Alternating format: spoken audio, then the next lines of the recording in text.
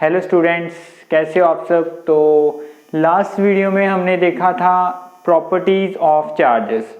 तो आज की वीडियो में हम डिस्कस करेंगे मेथड्स ऑफ चार्जिंग, कि हम किसी ऑब्जेक्ट को कैसे चार्ज कर सकते हैं। So there are three methods of charging.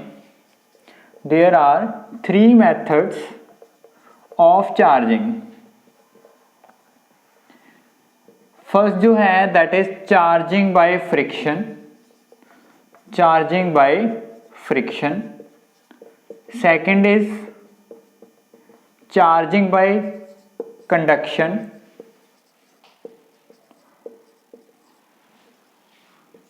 And third is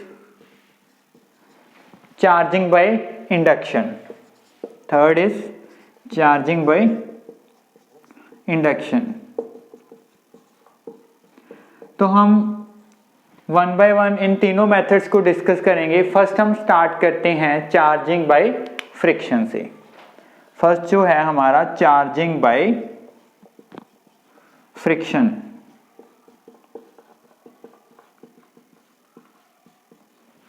okay, friction आपको पता है कब आता है, दो ऑब्जेक्ट्स के बीच फ्रिक्शन कब आता है, when there is a relative motion between these two objects. Means जब दो ऑब्जेक्ट एक दूसरे से रब कर रही होती हैं तो आता है फ्रिक्शन। तो मीन्स हम किसी ऑब्जेक्ट को इस मेथड से कैसे चार्ज कर सकते हैं कि हम उन दो ऑब्जेक्ट्स को रब कर दें, किन्हीं दो ऑब्जेक्ट्स को रब कर दें तो वो चार्ज हो जाएंगी। तो means in this method we can charge the object by rubbing.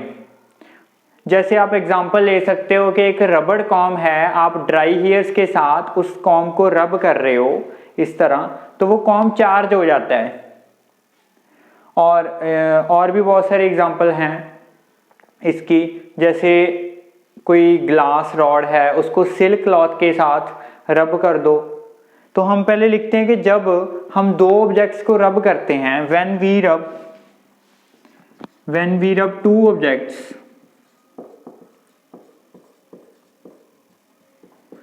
we have done work against friction. work against friction। तो यही जो वर्क है ये यूज होता है to transfer of electrons from one object to another. This work is used to transfer of electrons from one object to another।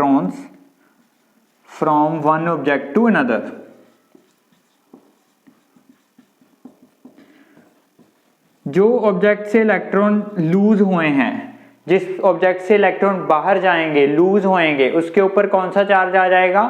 Positive charge. और जो object electrons gain कर लेगा उसके ऊपर कौन सा चार्ज आ जाएगा? Negative charge. Object which loses electron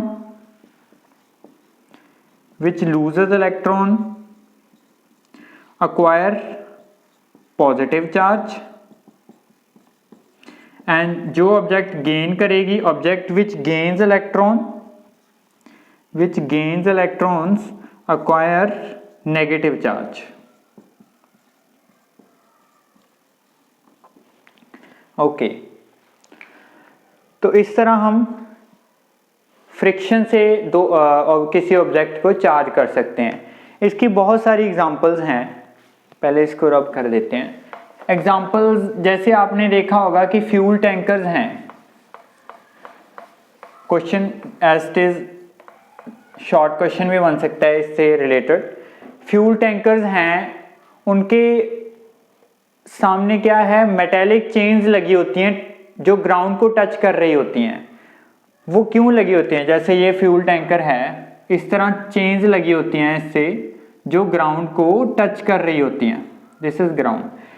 उसका पर्पस क्या है कि टैंकर में फ्यूल है, तो जब वो बहुत हाई स्पीड से जाएगा तो बाय एयर फ्रिक्शन क्या है, जो टैंकर की बॉडी है वो चार्ज हो जाएगी। मीन्स बाय फ्रिक्शन ही किसी की बॉडी चार्ज हो रही है, इस टैंकर की बॉडी चार्ज हो रही है। तो अगर उस चार्ज को रिमूव ना किया जाए तो कुछ भी मिस हैपनिंग हो सकती है। तो हम क्या है, जैसे जैसे उसकी बॉडी चार्ज हो रही है बाय मेटालिक चेन्स हम उस चार्ज को अर्थ कर रहे हैं। हम लिख सकते हैं fuel tankers have large metallic chains touching the ground, metallic chains touching the ground। Okay, तो ये एज इट इज कई बार शॉर्ट में क्वेश्चन भी पूछ लिया जाता है कि why fuel tankers have large metallic chain touching the ground. तो हम लिखेंगे कि फ्रिक्शन के कारण, ड्यू टू एयर फ्रिक्शन, जो फ्यूल टैंकर की जो बॉडी है वो चार्ज हो रही है और उसके कारण उस चार्ज को अर्थ करना है। क्यों करना है? ताकि कोई भी मिसहैपनिंग ना हो। उसमें फ्यूल है, उसको फायर वगैरह हो सकती है, फायर लग सकती है, तो उस चार्ज को हम ग्राउंड करना होता है। ओके, तो फिर एरोप्लेन्स के केस में आपने देखा होगा, एरोप्लेन के केस में चेन्स लगाना तो पॉसिबल नहीं है। तो एरोप्लेन के जो टायर्स हैं वो स्पेशल कंडक्टिंग रबर से बने होते हैं, स्पेशल कंडक्टिंग रबर से, ताकि जब वो लैंड करे अर्थ के ऊपर उसके टायर्स अर्थ के कांटेक्ट में आए तो सारा का सारा चार्ज अर्थ हो जाए। ओके, तो this is all about charging by friction. इसकी एग्जांपल वही लिख लो, when a rubber comb is rubbed with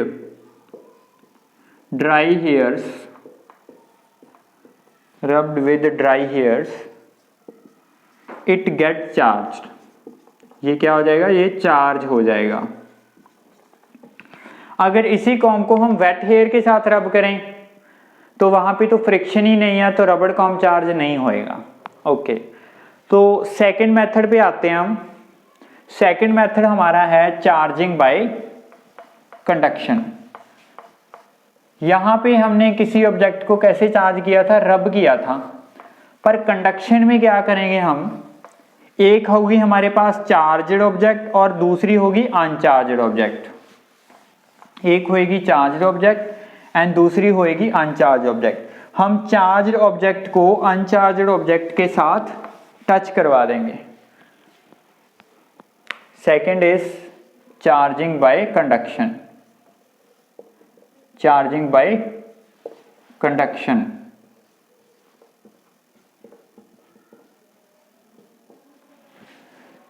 इसमें क्या है कि कोई लेट्स सपोज कोई स्फेरिकल कंडक्टिंग बॉडी है, ये अनचार्ज्ड बॉडी है, this is spherical conducting body, spherical conducting body. इसको हमने चार्ज करना है, ये अनचार्ज है, इसको मैंने रख दिया एक इंसुलेटिंग ब्लॉक के ऊपर, इंसुलेटिंग ब्लॉक के ऊपर, इंसुलेटिंग ब्लॉक।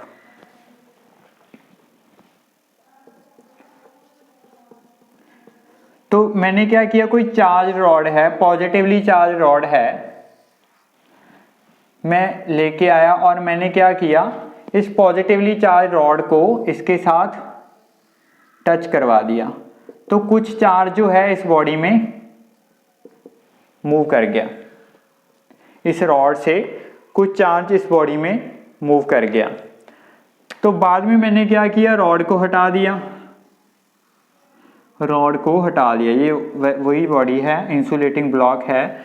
जब मैंने रॉड को हटा दिया टच करने के बाद, तो ये जो चार्ज इसके ऊपर आया था ये यूनिफॉर्मली डिस्ट्रीब्यूट हो जाएगा। तो इस तरह बॉडी चार्ज हो गई बाय, इसको हम बोलते हैं by conduction. When we touch uncharged object with any charged object, तो कुछ चार्ज अनचार्ज ऑब्जेक्ट में फ्लो हो जाएगा। Then charge will flow from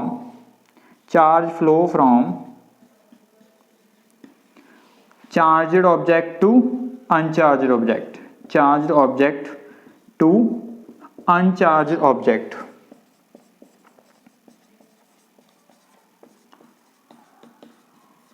तो इस तरह ये चार्ज हो जाएगी। अच्छा, इस पे ये क्वेश्चन है कि यहाँ पे मैंने इंसुलेटिंग ब्लॉक रखा, अगर मैं यहाँ पे इंसुलेटिंग ब्लॉक ना रखता तो ये ऑब्जेक्ट चार्ज कभी हो ही नहीं सकती, क्योंकि यहाँ से चार्ज इसको टच किया, चार्ज इसमें आ गया। अगर ये ब्लॉक भी कंडक्टिंग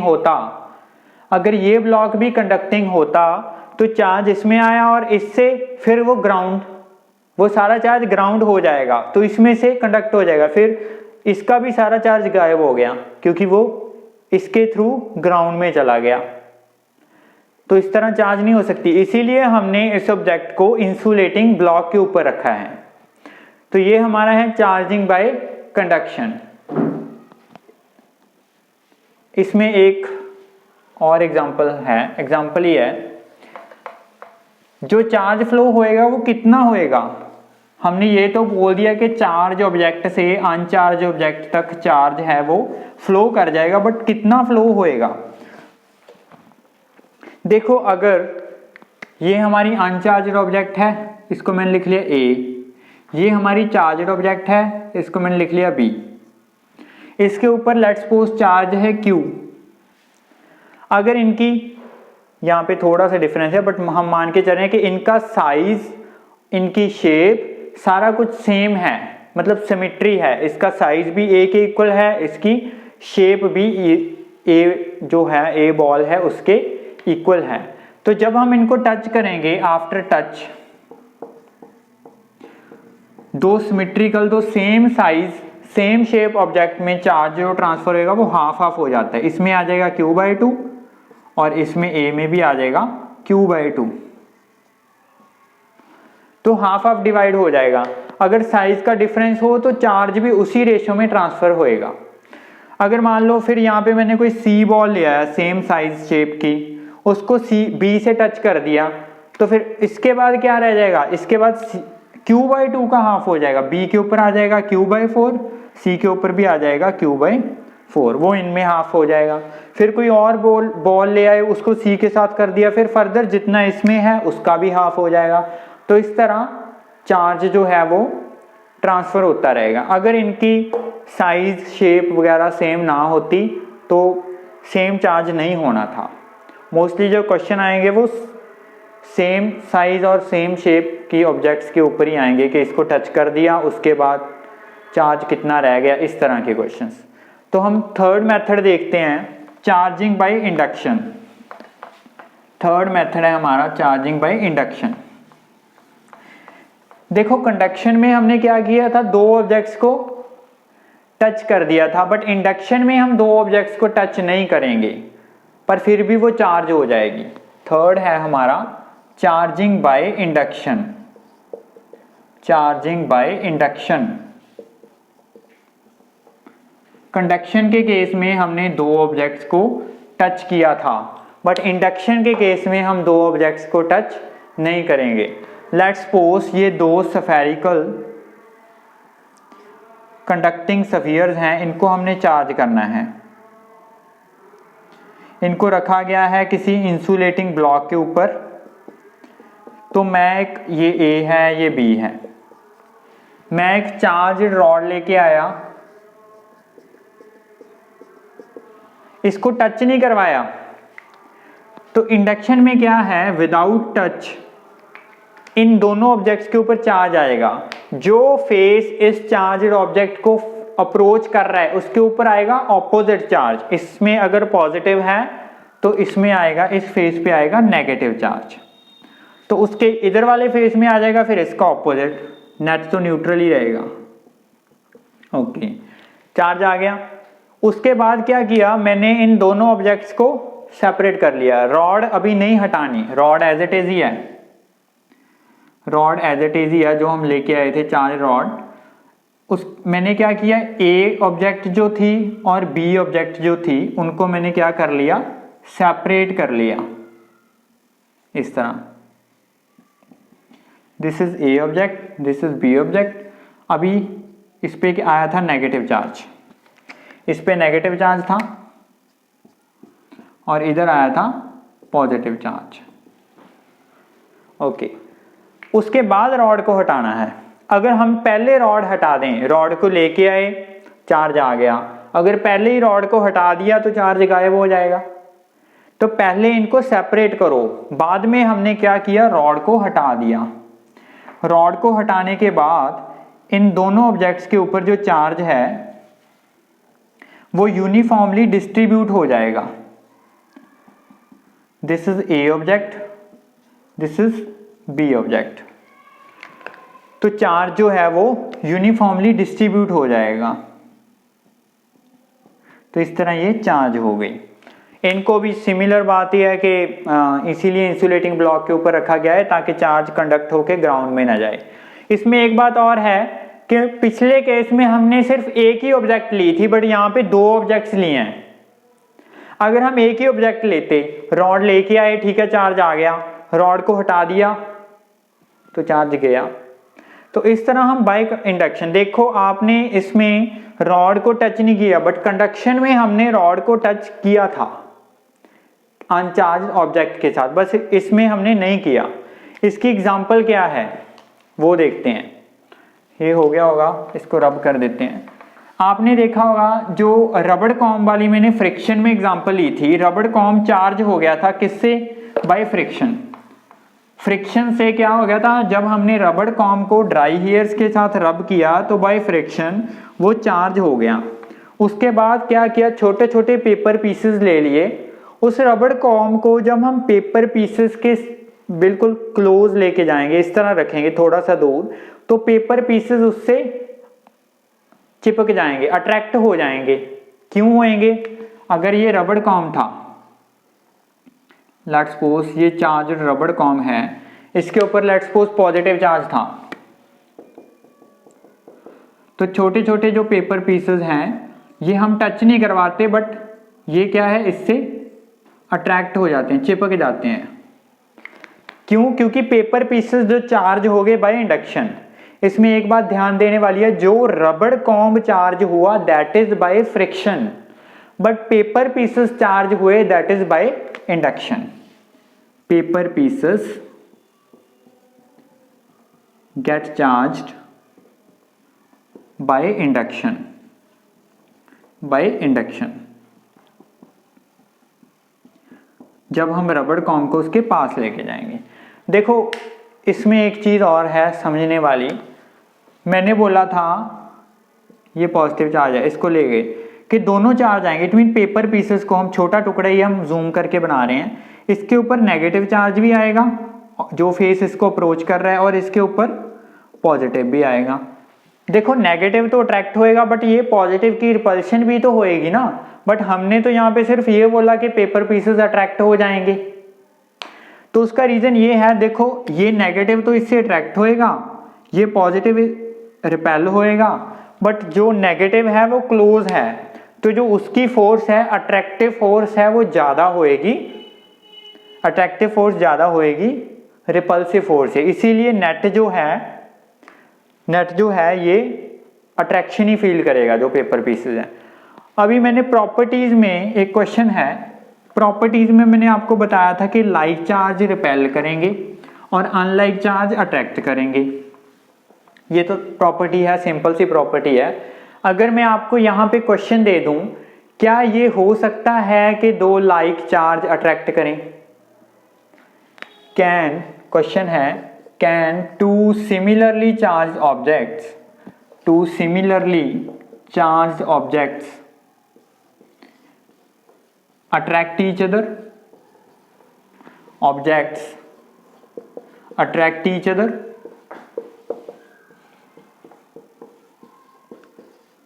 हो सकता है। बहुत बच्चों के दिमाग में आ रहा होगा कि नहीं, सिमिलर चार्ज है तो वो रिपेल ही होंगे, पॉजिटिव पॉजिटिव या नेगेटिव नेगेटिव रिपेल ही होंगे, ये प्रॉपर्टी है। बट इसका आंसर है कि yes, they can attract. How they can attract? देखो अगर मान लो ये दो ऑब्जेक्ट हैं, एक तो ये ऑब्जेक्ट है और एक ये ऑब्जेक्ट है, इसके ऊपर तो लेट्स सपोज बहुत सारा चार्ज है पॉजिटिव, इस तरह बहुत सारा पॉजिटिव चार्ज है, बट इसके ऊपर भी पॉजिटिव चार्ज ही है, लेट्स सपोज एक पॉजिटिव चार्ज है। तो इस ऑब्जेक्ट को क्या लगेगा, ये ए ऑब्जेक्ट है, ये बी है, ए के कंपैरेबल बी के ऊपर चार्ज बहुत कम है, तो ए को क्या लगेगा कि बी अनचार्ज है। तो बाय इंडक्शन क्या करेगा, बी जो है वो बाय इंडक्शन इस पे चार्ज ले आएगा, नेगेटिव पॉजिटिव। तो एज अ रिजल्ट बी जो है वो ए से अट्रैक्ट हो जाएगा। ये कब अट्रैक्ट करेंगी, when magnitude of charge on one object is much greater than the magnitude of charge on other object. Okay, लिख लेते हैं, yes they can attract, they can attract. कब करेंगी, when magnitude of charge on one object is much greater than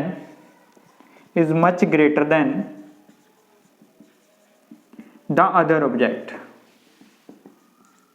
greater than the charge on another object। तो जिसके ऊपर बहुत ज्यादा चार्ज है तो उसको लगेगा कि इसके ऊपर चार्ज ही नहीं है, क्योंकि नेग्लिजिबल ही मान रहा है, इसके ऊपर तो बहुत ज़्यादा है, नेग्लिजिबल। तो ये बाय इंडक्शन इस पे चार्ज इंड्यूस कर देगा और ये इसको अट्रैक्ट कर लेगा। तो इसका आंसर यस ही है। तो ये थे हमारे मेथड्स ऑफ चार्जिंग। तो आज की वीडियो में इतना ही करेंगे। Thank you.